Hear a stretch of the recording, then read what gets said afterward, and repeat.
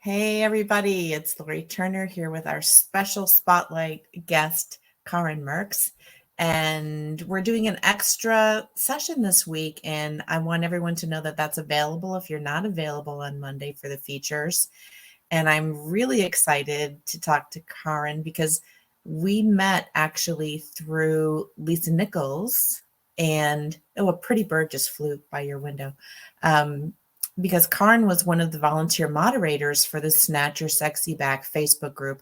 And I know a lot of you in here in the group in Social Media 101 were a part of that group as well. So I want to welcome you and thank you for being flexible and joining us for the spotlight today. And if you're catching this live, please put your name in the chat if you leave a comment, because if you don't give StreamYard permission, we don't know who it is. But we love you too. And it's going to be hard for me to check. And while I'm putting the @everyone tag inside the group, Karin, would you please introduce yourself to everyone and Well, first of all, thank you so much, Lori. We met through Lisa Nichols, and you were the moderator first, and then we had to take over. Eric, Siobhan, and Dr. Denise, and the three of us did this for, I think, almost a year. Yeah. And it was fun. We had fun. We were a great group. So I'm a portrait artist, and I paint portraits as a story. And often people ask me, what does that even mean? Well, you tell me your story, and through that, I feel your energy, and that's how I can paint it. And recently, because I am a great animal lover, and I had a chance to, I know. You love birds, right? Birds and cats, and we just adopted 2 more cats. They were orphaned sister barn cats. So they're 2 little black identical sister cats named Thelma and Louise. Thelma and Louise. Oh, that's so cute. That's so cute. Yeah. So I had to paint, or I was allowed to paint a portrait of a little one, and I fell so much in love with him. He's so cute. And I decided to add that to my commissions too. And I have a special offer for that because it's Christmas, and You want to hold up your portrait so everyone can see how cute it is? Of course. This is the little one. It's so sweet. It's so sweet. That's beautiful. He's so naughty. So he's so cute and so curious about anything. And here he was really looking at my coat on the table because he had fixed his mindset on that. Yes. He wanted to sleep there. You really caught his expression, that little curious, what are you doing? Yeah. And I love that. That's energy. And that's what I use when I paint. Energy. I always say I'm a transformational portrait artist. Yes. Because my biggest thing is that we as women need more power. I need to empower women, and I do that through my art. And the transformation is in the process. So you commission me, we talk, you tell me your story. I make notes, and sometimes I even record it and I make a book out of it. That's another thing I do. But then I go, if you're in the UK, you can sit in front of me. I do it live, and otherwise we do it through photographs. And then I need several to get a good reference. But that story is so important. And it's the same, if I would do that from your cat or your dog, tell me the stories about him. How is he behaving? What is his character? How is his energy? Because then I start to feel. And that is the most important thing. And then I start to paint and I can't stop anymore. No, but in the process, I take people in the process. So you always see what I do, where I do it, how I do it, and we talk about it, and you start to adopt to yourself like your inner beauty, your inner feminine power and energy starts to come out. And apart from that, it is one of the most beautiful jobs in the world.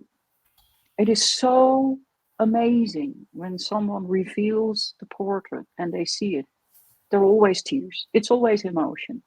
Mm-hmm. And it's a great reminder because we are all human and we wake up one morning and we think, oh God, what am I doing here?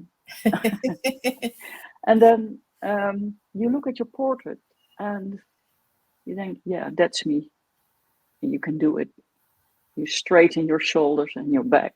You take a deep breath and you think, yes, girl, we go. Something like that. Yeah. And that's not a joke because that happened to me. As artist, I did self-portraits, but guess what? I always distorted them. Always. And within that distortion, I thought, well, that's artistic. No, it's not artistic. It was because I didn't want to face myself. And so after I hit rock bottom, the only thing I had that always comes to my rescue is my own art. So I grabbed my box, I grabbed my pencils, I used even watercolor, which I hardly do, Mm-hmm. and I sketched my own portrait. And that portrait is still with me because it brought me to tears. I had like, phew, that's me. I never looked at myself like that. Right.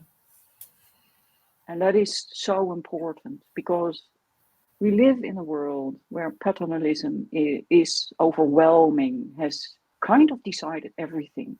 Mm-hmm. And we need to empower women. We need to get more maternalism in the world. Yes. Balance it out a little bit, or a little bit very much. I was so interested to read that you started as a musician and that Yeah. you transitioned into art because a lot of people don't know I'm also a musician and was trained as a musician. And I just thought that was so interesting. And so I don't know if you would like to share a little bit about how that happened, how that Yeah, transition. well, um, when I was a child, I always wanted music. I did music. Music is in my heart and my soul. I can hear music, and everything starts to sing within me. So I'm a classically trained flute player, Oh, wow. and so I did that. I started that. I finished that. I started the Academy of Music in Amsterdam, Mm-hmm. and then I started to teach. I've taught for more than 20 years. Um, I made groups. I played in ensembles. I played in orchestras. I played in solo. So Mm-hmm. I love to play from memory because then you can tell the story. And Right. that's where storytelling comes from. Because the people who came and listened to me, you are a storyteller. Because music is not about, look at me, how great I am. No, music is about, listen to this beautiful story that this Mm-hmm. composer has written. Because notes are nothing more than language in sound. And then tinnitus hit. Oh, okay. And I tried. I have these ear things, specially made for my ears with filters in it, but I can't color anymore. Because if you look at my paintings, I use color, and that's my Mhm. palette. That's the music palette that I use when I play music. And so, yeah, visual art was always in my life. At one point, I had to choose one or the Right. other, and then I could just easily transform towards that. But in between, I went to university, studied cultural studies, did Bachelor of Philosophy, and a Master in Art History, started a PhD. But it is, music is still dear in my heart. And here I have a cello because I need to make music. So there's only one weird thing. when you're trained as a musician in an instrument, you know it as if you step on your bike and you start cycling. And now I have another type of bike, and now I have to like, okay, and now what? And then this arm does something, has to bow, and here I have to go over, and then I have to normal vibrations is in my breath. Now it's in my fingers. I'm like, oh my God, how do I Yeah, do? So it's from slow to quicker, right. build it up. But I know how to study, so it's no problem. I will get there. That is so interesting. And I had some struggles with vertigo and tinnitus earlier this Mm. year, and it's cleared up for now, which is a relief. But I am wondering if it will come back because it is a different when you're a musician and you're used to hearing music in a certain way, and all of a sudden out of one ear you can't hear it anymore. It's a very different sensation. Yeah, And I also love to be creative with art. And I feel so lucky to have you and to have had Megan, Makita both already featured. My artist friends are coming out first, so I really like that. I want to put up your website, so if someone would like to commission you to do a portrait of them or of a pet or an animal, especially for the holidays. Here's Karin's website. If you go to her Facebook page, you can find her name and her website link is there as well. But I will put it in the chat after we're done, so they can easily click and find you. And yeah. I also want to talk about your podcast, Art Talk, Our talk. Yeah. which you can also access from your website. So, what do you like to talk about on your podcast and Art Talk? What lights you up to It, talk about? I talk about various topics. It's about artists, how we can grow as an artist, and how we can grow as artist entrepreneurs. And it's a process. Um, and I talk about the process. And sometimes I talk about topics that really bother me. So at one point, I had like, there's so many fantastic artists in the world, but Yes. there are just a few gatekeepers like auction houses and art Mhm. sellers or the art market that is art investors galleries, and they focus on names, not art names, and they focus on the types of art, and it isn't necessarily good art at all. Right. Right. And so they blow up prices to an Right. amount that you think, holy moly, this is So, ridiculous. so And part of the other reason I was excited to have you on is that you have experience, like practical real world experience with NFTs. And yes, for those who yes, don't know, NFTs, it stands for, let me see, I'm going to put this in here. NFT is non fungible token. token. Yeah, I'm going to put that up so they know what we're talking about. yeah. So where do you start and how does it Where do you benefit start? an artist to understand NFTs? Yeah, well, an NFT, non-fungible token, is placed on a place like Mhm. a Nifty Gateway. Those are platforms specifically, and I will put that in the timeline later with some resources Oh, thank you for for doing all that. kind of terms, because you have to have something like airdrop. I know airdrop because my Mac does airdrop. I airdrop everything in between. But Right. if you airdrop something, so if in my competition, for instance, I have what I do is I give the people. So I have one first prize, two prizes, three third prizes, and I have everyone is a winner, and I drop them an NFT. So when I drop them an NFT, they need to have a wallet. That's not something that you put in your pocket. It can be, by the way. That's another thing. But you have something. It's called a ledger. I have MetaMask. So most of the platforms where you can either buy or trade NFTs or place your NFTs as an artist, Right. you need to have a wallet. So a wallet like that is, for instance, MetaMask. MetaMask is one of the best and safest wallets. Is there a cost for getting a wallet to start? No, the wallet is cost free, but Okay. the wallet, you need to be really, really responsible. Mhm. You set a password and you get a sentence with words that make no sense. But those are your key, and that's Okay. very private. Because say I have my art there, and by the way, an NFT doesn't need to be digital because everyone thinks, oh, but that's all digital. It's not true. Oh, wow. It's not true. I have art here that goes in, and that is a painting. So there are several things you can see. An NFT, and you can see it as a second-hand market, for instance. An artist plays their art. Sometimes they do digital. I don't do digital. I might do it, but for now, no. It means that if someone buys my art, they get the original. Oh, wow. The NFT, they pay me with Ethereum. That's one of the coins, Bitcoins. And then in the blockchain, it's mentioned that they have the painting.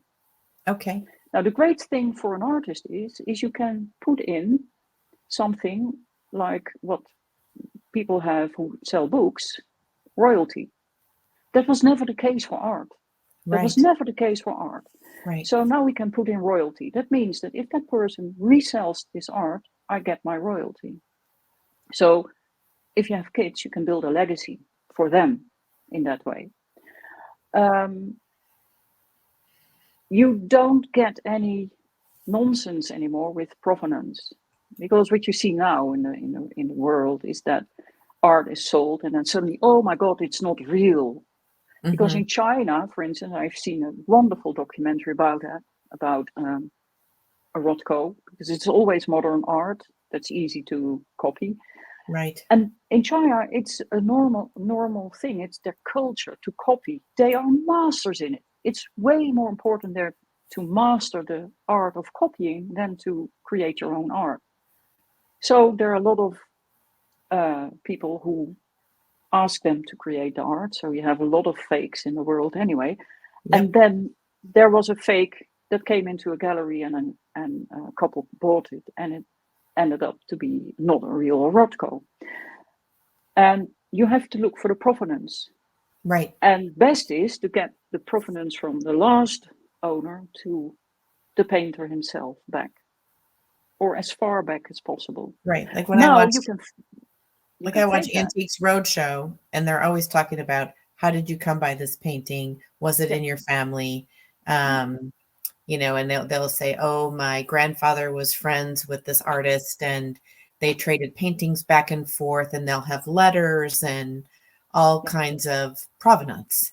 Right. yeah, But sometimes a work of art might not have that. And if it's copied, and there was a case of someone in Queens, New York, who was copying all these master works of art that were being sold at different galleries.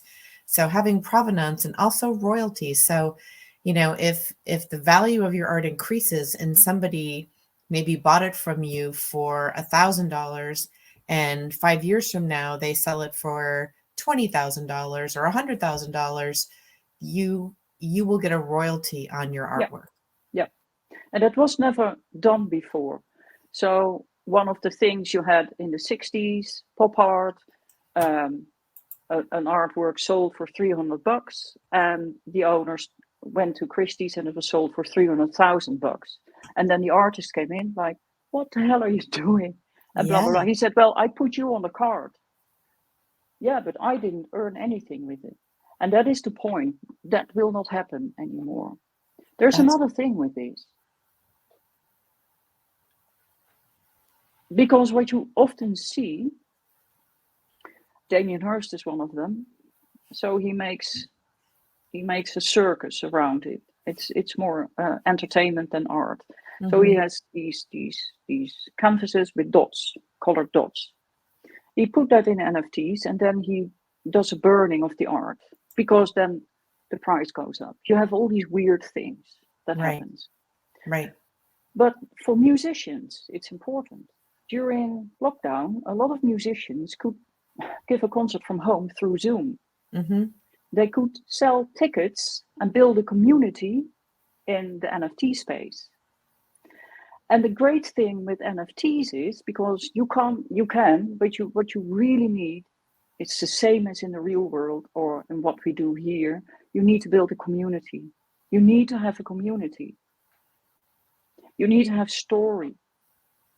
You need to have, you remember maybe those cards that you went on shopping and you got a set of cards, football cards or baseball cards or whatever, basketball, of the high level players.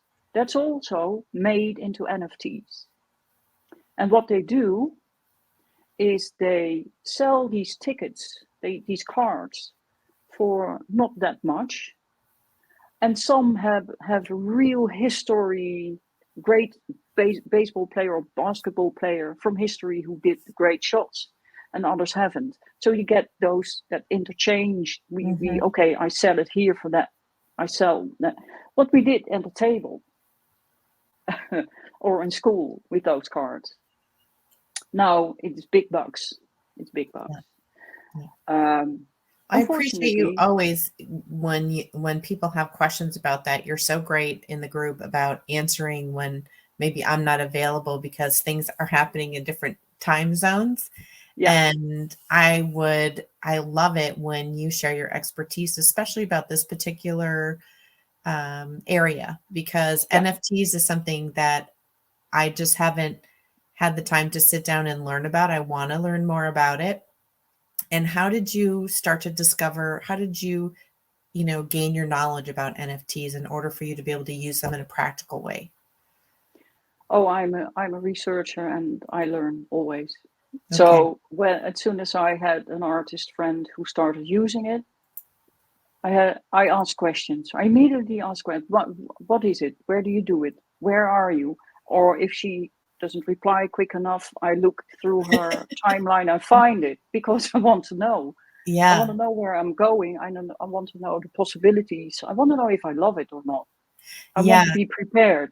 It's So really intimidating if you Google it to yeah. try to find out about it. It Yeah. seems so overwhelming and so complicated that I It's not think, that complicated, but it is so big, because and if it's not only about art. It is art. mhm. It is used by many artists, but it's also used by musicians. So visual art, music. It's also So like used by what I say. the Things like photographs that I take tickets. around the photographs that I take around our property Yeah. of nature and the mountains and Hmm. things like that. I could make that an NFT so that if someone else wanted to use it on their website or social media or something, is that a possibility to do that with photographs or not?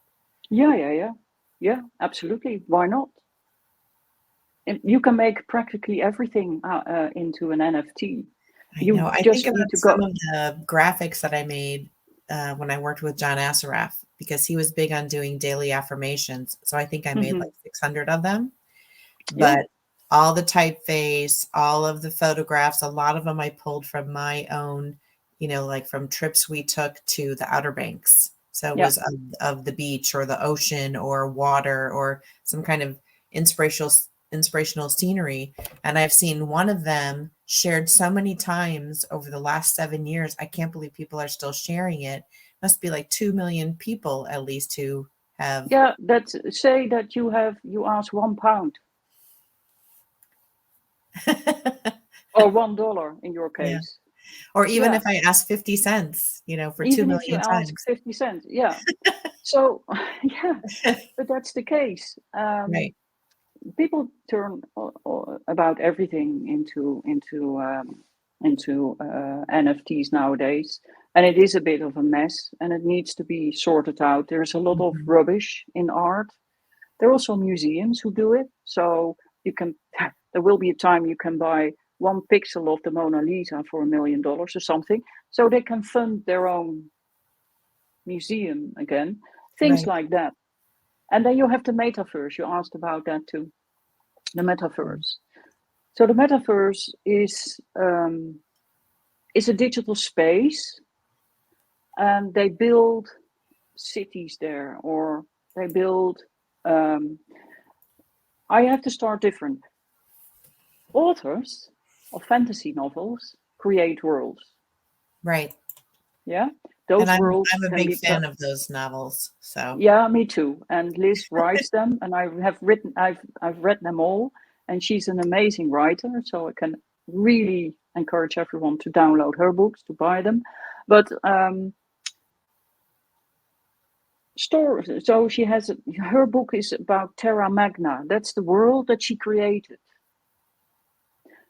That world can be made into a metaverse. There's special companies who do this, and that is fantasy, and that is nice. So that can be a place where you log in, you you give yourself an avatar, and nowadays it's still a bit about it's all these comic type of avatars, um, and you can walk through that space, and you can walk through the door, and you can do things, and maybe you can play a game. A game is gone, but maybe she is there as a writer, and you can ask her questions.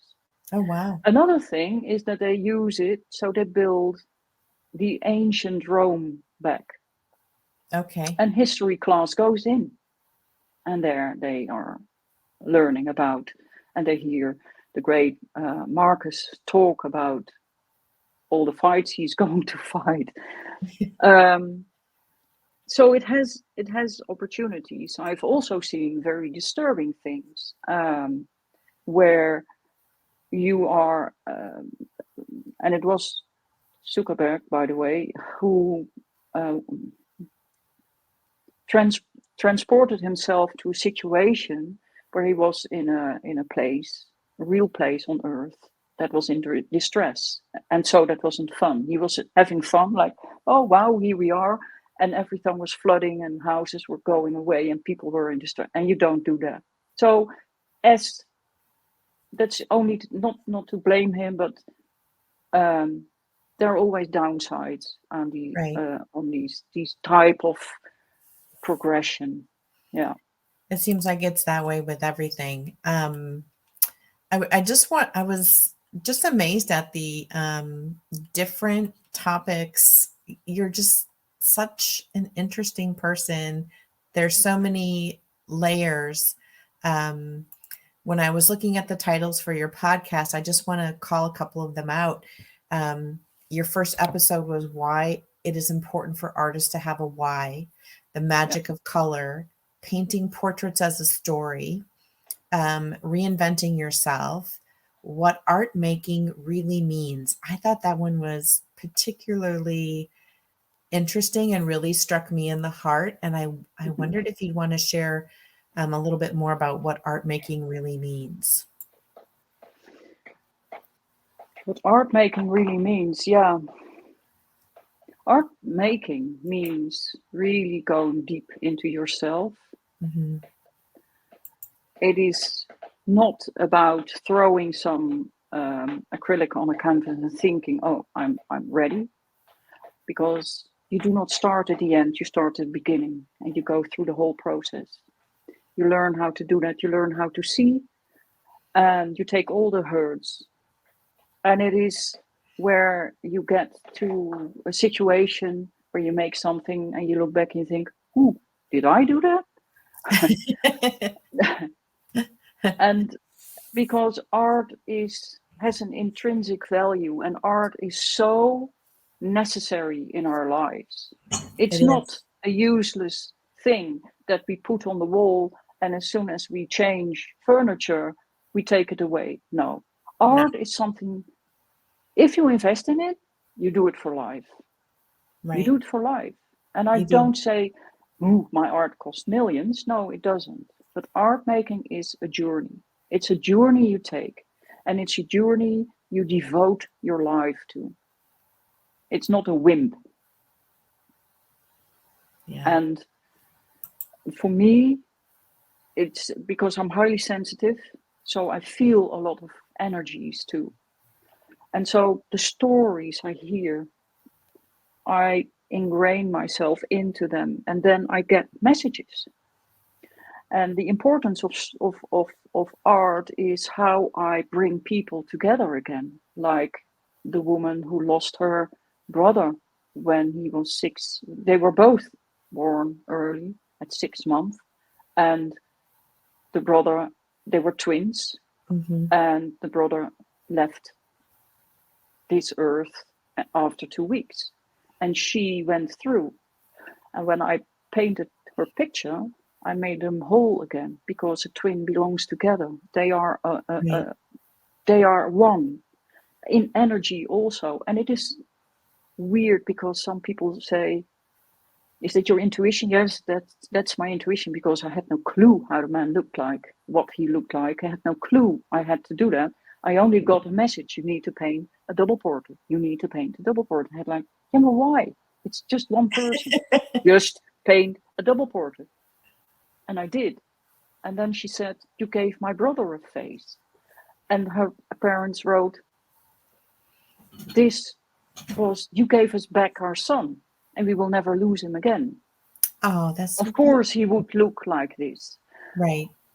Um, it is, art is not just something you express yourself because you want to express yourself. No, art is a dedication. You dedicate your life to art, and it's a process. It's a journey. For me, it's every day. It's a journey. If I do not paint, I get cranky.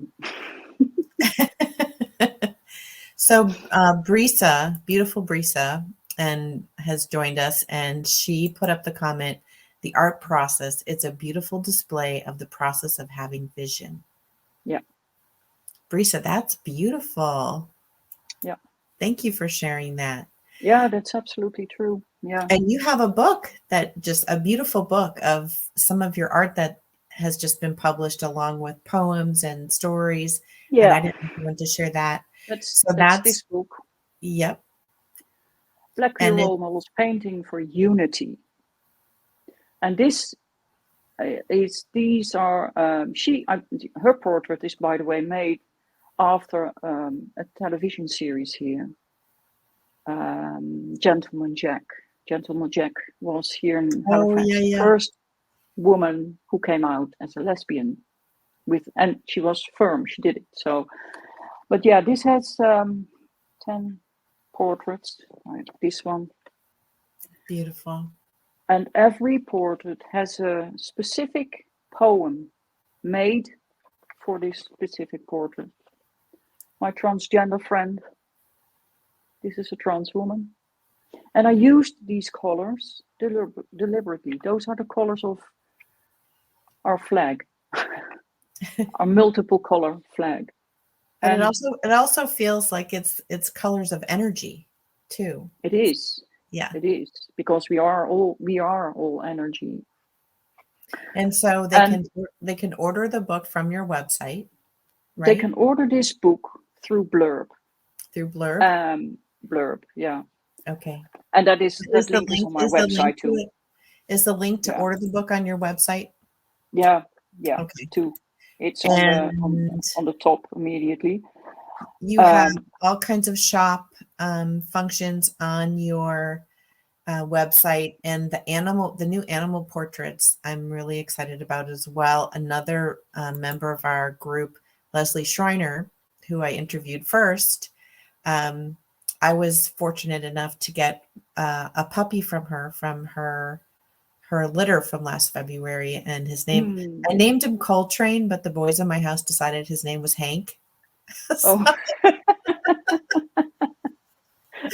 Although I think his energy is more like Coltrane than it is Hank, but I might have to have you paint a portrait of Hank for me. oh, I would love to. Yeah, Yeah, you so have that to people can find introduce me to Hank. all of or those poultry. things on your website. And I'm going to hold up something that I've never shown anybody online before, but I also make art, and this is all from handmade Yeah. paper. Hmm. It's lovely. Yeah, You're a nature girl. I'm a nature girl for Yeah. sure. So Hmm. I'm not, you know, I uh, I still make art. I don't always show it to everybody, but I too get cranky if I don't have some paper and glue and ink in my hands. I'm not a happy person. But I just want to thank you so much for taking the time to share with everyone today all the amazing things that you do, all the work that you've been doing, your incredible knowledge about NFTs and energy and art and why art's important and how it really is transformative for people. And we were talking offline about, for about kids and how Yeah. art's been Yeah. taken out of schools. And so Yeah. that whole developmental Yeah. part of their brain, Yeah. doesn't get That's fed. why I started. That's why I'm currently in a pilot course, and I built that course, and I got already people who wanted that for their kids. They want me to teach their kids, and I had like, I need to learn them how to see, Hmm. because if they can see, they can get more that whole brain function, Right. and that will help them in further life, also with their studies. It will help them because there is a time that kids want to do realistic work, and nowadays hardly anyone is able to do that or teach that to them. Right. um, and it is incredibly important. So I'm building my art course. I'm now in a pilot. I will launch it again. Everyone who wants to learn how to do that can come, and I build a whole membership because I can teach you how to paint portraits. And you can do that with a photo as a reference, but also live. That's the whole idea. Because teaching people how to see will make them better people for themselves. That's beautiful. Definitely. And by the way, this book is for education. So Right. at the back, you have a Q code or a link that goes to a PDF digital that gives all the options, or all, but a lot of options to That's teach about wonderful. LGBTQ. So it's a resource. Yeah, It's a has an educational resource to yeah, yeah. give guidelines on how to have a discussion group, how to What talk about it. questions? What questions you can ask kids? Links to TED talks that explain what transgender is scientifically. By the way, um, about intersex, about chromosomes and the chaotic things about that, about indigenous people in America who lived with 5 gender types next to each other without any problems. They just Mhm. accepted that. And the fact that we are a kaleidoscope anyway. And in the end, and that's my dream, I don't know if I can live that, but it is that we can all identify as human. And that I do not have to, yeah, I identify as bisexual or as lesbian or whatever, that I can say, hey, I'm Karen. How are you? I think that's the perfect way to close our discussion. Um, and I'm just blown away by you always. You're just such a wealth of information and generosity and talent and that you so freely share with everyone. And I just want to let you know I appreciate you and thank you so much for taking time with me today and to introduce yourselves to the group because there's so many of us now. And although we may have common connections, I think a reintroduction to where we are now might not have been where we were 3 years ago is really important. Yeah. So thank you, Karen, Thank you so so much. much, because if And thanks anyone everybody. shares, it's you. If anyone shares and helps us with whether we're coach, artist, or whatever, it's you. Oh, thank You've you. always come with such good things. And I Thank you. sometimes share what you told me. Like, yeah, I have a friend in social media manager, and she told me, when you go in Instagram, even when they like them, tag them and thank them. Yes. Yeah. I've had so much feedback from that suggestion to acknowledge people who may not comment. It's been amazing. So hopefully it keeps growing and it some of the light pushes out some of the darkness that's out there in social media. So thank you, Karin. Thanks everybody for tuning in. Don't forget to check out Karin's website and the contest she has going on and all of her offerings. It's on her website, and she'll be putting links in the chat with more information about NFTs, which is super exciting to me and should be to the rest of you. And if you're watching this on the replay, just, say replay and let us know you tuned in. And thank you so much. Thank you, Lori. Thank you Have so a much. beautiful weekend. You too. And thank everyone for being here. Thank you.